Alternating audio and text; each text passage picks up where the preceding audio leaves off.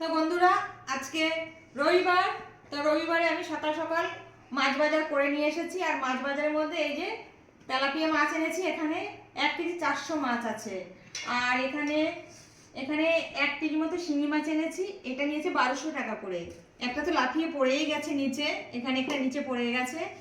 আর এখানে চিংড়ি মাছ এনেছি, মানে 100 চিংড়ি নিয়েছে, 250 চিংড়ি 100 টাকা। আর এটা এঁচোড় চিংড়ি হবে, তাই আজকে চিংড়ি মাছটা আনা হয়েছে। তাই এই হচ্ছে আমার আজকে রবিবারের বাজার।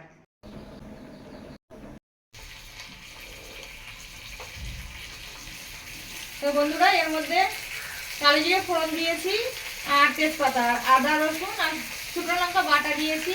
আর টমেটো দিয়ে এখন মশলাটা কষাচ্ছি। আর এখানে এই যে মাছগুলোকে ভেজে রেখে দিয়েছি। এত বড় বড় মাছ, মানে একটা একটা করে আমাকে ভাজতে হয়েছে, কড়াইতে বের পাচ্ছিল না বলে একটা একটা করে মাছ ভাজতে হয়েছে। মশলাটা কষানো হলেই আমরা দেবো।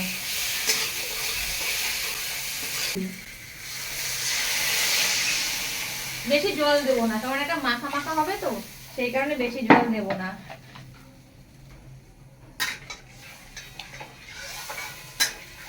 অল্পই জল দিলাম। এই মাছগুলো এখন এক এক করে ছেড়ে দেবো।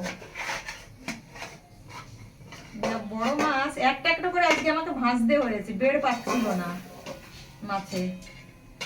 আর এইটা তো একটাই মানে 500 হবে।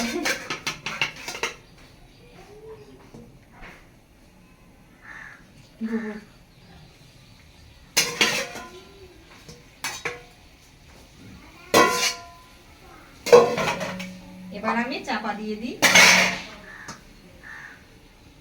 ব্যাস 7-8 মিনিট চাপা দিলে হয়ে যাবে আমার তেলাপিয়া মাছের তেল ঝাল।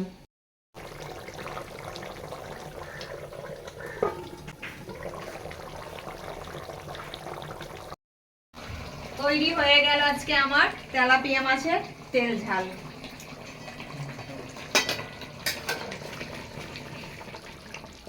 এত বড় যে 4টে মাছই পুরো কড়াটা ভরেই গেছে।